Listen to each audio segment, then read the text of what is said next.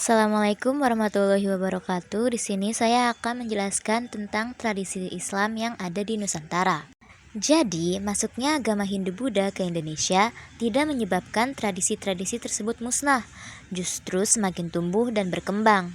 Nah, terus ada akulturasi budaya Islam. Akulturasi merupakan proses percampuran antara unsur kebudayaan yang satu dengan kebudayaan yang lain, sehingga terbentuk kebudayaan yang baru tanpa menghilangkan sama sekali ciri khas masing-masing kebudayaan lama.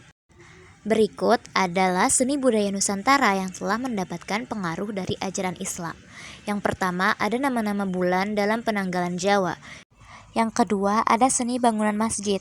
Wujud akulturasi terlihat dalam bangunan masjid kuno, yaitu dilihat dari bentuk bangunan, menara, dan atap masjid. Yang ketiga, ada seni ukir dan kaligrafi.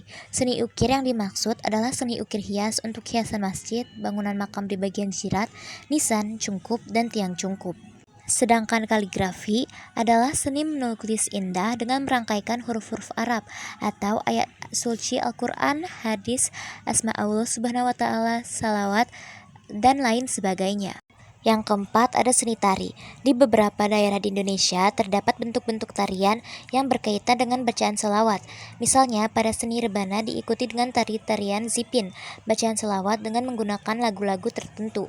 Yang kelima, ada seni musik.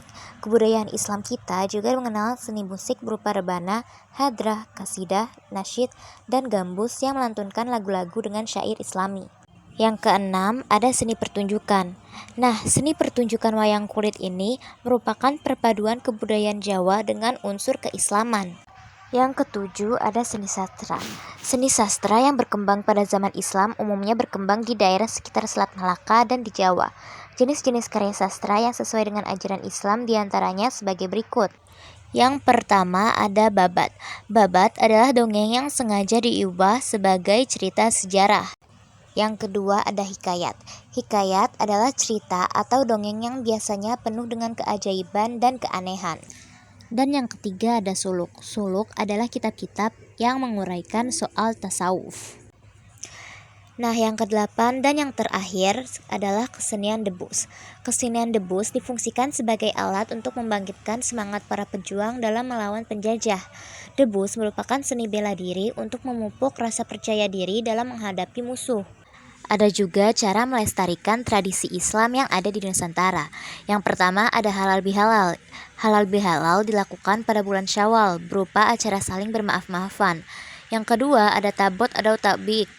Tabot atau tabuik adalah upacara tradisional masyarakat Bengkulu untuk mengenang kisah kepahlawanan dan kematian. Yang ketiga, ada upatan atau bakdo kupat. Di Pulau Jawa bahkan sudah berkembang ke daerah-daerah lain terdapat tradisi kupatan.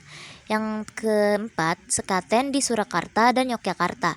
Tradisi sekaten dilaksanakan setiap tahun di Keraton Surakarta, Jawa Tengah dan Keraton Yogyakarta. Yang kelima, ada grebek. Grebek adalah tradisi untuk mengiringi para raja atau pembesar kerajaan. Yang keenam, grebek besar di Denmark. Tradisi grebek besar merupakan upacara tradisional yang setiap tahun dilaksanakan di Kabupaten Demak, Jawa Tengah. Yang ketujuh, ada gerobak maulid di Kutai dan pawai obor di Manado. Di kawasan Kedaton Kutai Kartanegara, Provinsi Kalimantan Timur, juga diselenggarakan tradisi yang dinamakan kerobok maulid.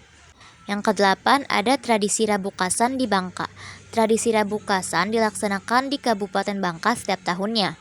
Yang kesembilan, ada Dukderan di Semarang. Tradisi Dukderan merupakan tradisi khas yang dilakukan oleh masyarakat Semarang, Jawa Tengah. Dan yang terakhir, ada budaya tumpeng.